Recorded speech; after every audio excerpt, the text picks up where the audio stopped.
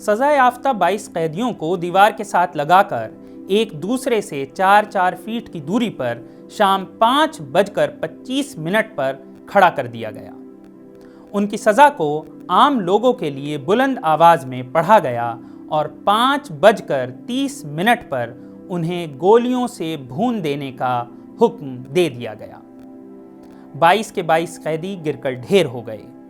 Captain freezer نے جب ان کا معائنہ کیا تو پایا کہ ان میں سے کچھ کی سانس باقی تھی، تو ان کو پستول سے گولی مار کر موت کی نیند سلا دیا گیا۔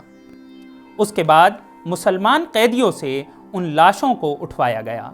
پریڈ مارچ کے بعد لوگوں کی بھیڑ بنا کسی ہنگامے کے گھروں کو لوٹ گئی۔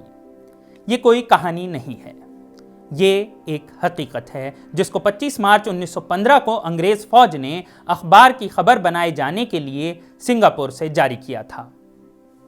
یہ سینوں پر گولیاں کھانے والے قیدی مجرم نہیں تھے، یا شاید تھے بھی۔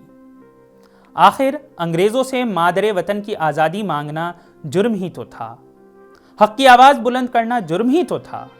یہ سب سے بڑا جرم ان آزادی کے دیوانوں نے کیا تھا اور سزا بھی ویسی ہی پائی۔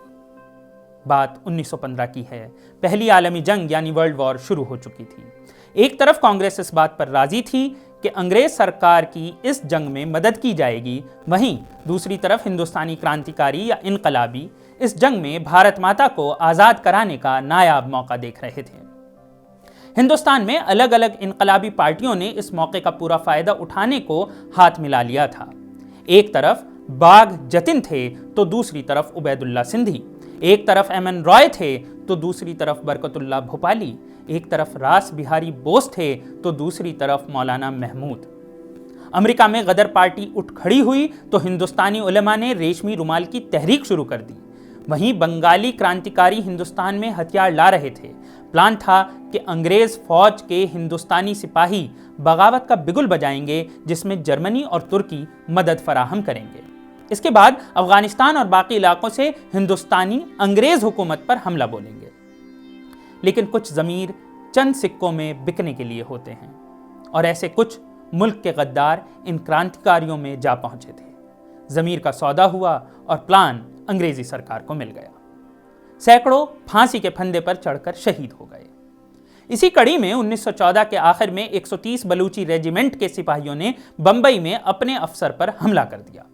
سزا کے طور پر ان کا تبادلہ سنگاپور کر دیا گیا۔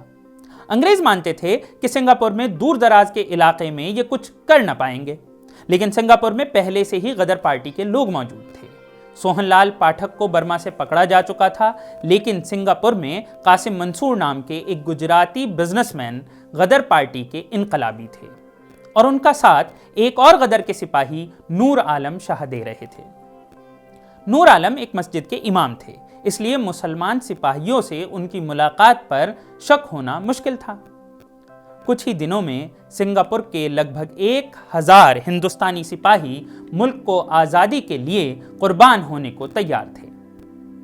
15 فروری 1915 کو 5th light infantry NATO battalion کے اسماعیل خان نے ایک انگریز افسر پر گولی داغ کر آزادی کی اس جنگ کا بگل بجا دیا۔ کچھ ہی گھنٹوں میں سنگاپور انگریز حکومت سے آزاد تھا۔ جرمن قیدیوں کو آزاد کر دیا گیا۔ 2 دن تک سنگاپور ان سپاہیوں کے قبضے میں رہا۔ اس کے بعد جاپانی اور روسی فوج کی ٹکڑیوں نے آ کر انگریزوں کو واپس قبضہ دلایا۔ بہت سے جانباز شہید ہو گئے اور بہت سے قید۔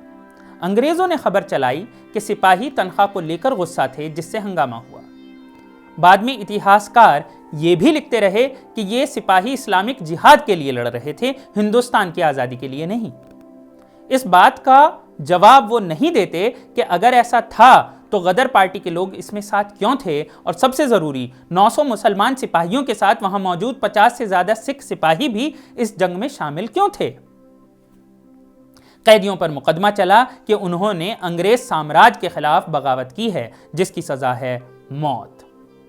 آزادی کے دیوانے موت سے نہیں ڈرتے۔ لوگوں میں خوف اور دہشت طاری ہو سکے اس لیے سزا پھانسی کی نہ دی گئی، بلکہ فیصلہ ہوا کہ الگ الگ دن شہر کے لوگوں کے بیچ قیدیوں کو گولیوں سے بھونا جائے گا، تاکہ لوگوں میں ڈر پیدا ہو اور سنگاپور میں دوبارہ بغاوت کی ہمت نہ ہو۔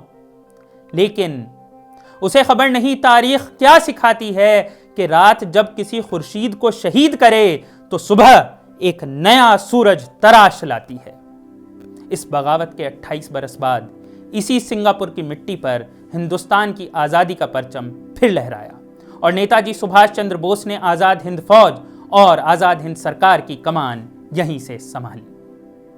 رسولہ، امتیاز علی، رقم الدین، نائک منشی خان، نائک ظفر علی، محمد بخش، رحیم داد، سلیمان خان، نواب خان، سلیمان، جمال، بہار علی، فیض محمد، امراد علی، شفیع محمد، سلیمان، لال خان، شمس الدین، سعید محمد، عبد الغنی، بشارت، رفیع محمد، عنایت، مومن، نور محمد اور باقی سبھی شہید پنجاب اور ہریانہ کے رہنے والے تھے۔ کریم منصور کو ماسٹر مائنڈ ہونے کے جرم میں گولیوں سے بھون دیا گیا۔ اس طرح کل 50 کے قریب آزادی کے دیوانوں نے انگریزوں کی گولیوں سے شہادت کا جام پیا۔ اے میرے وطن کے لوگوں، ذرا آنکھ میں بھر لو پانی، جو شہید ہوئے ہیں ان کی ذرا یاد کرو قربانی۔ شکریہ۔